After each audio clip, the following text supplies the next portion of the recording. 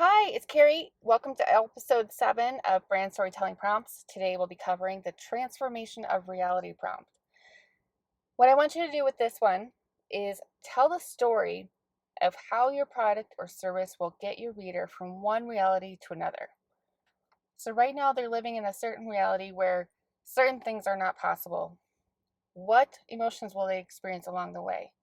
And how will your service or product transform their lives? Now, a few tips to help you with writing this particular story. What kind of reality is your reader facing at the current moment? What is their life like? What decisions do they end up making as a result? Are they having to spend extra money on things that they don't need to?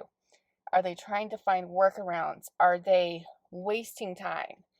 Are they investing in resources that they don't need to be? Those are a lot of things that you can kind of question, so that you can start connecting with your reader and start speaking the languages that are happening in their head, right? What would things be like for them with this new reality? So, like before they were doing this, and this is how their life could be if they had your product or service, right? So, you could have one story showing what somebody's going through without your product or service, and then you can have a story of the same character or a different character altogether of somebody actually putting your product or service to work. So what would things be like for them as a result? And then you're going to want to ask the question of, what emotions would they no longer feel given their current situation? So maybe like frustration or fear, of lack of confidence, disgust with how things are with their current situation.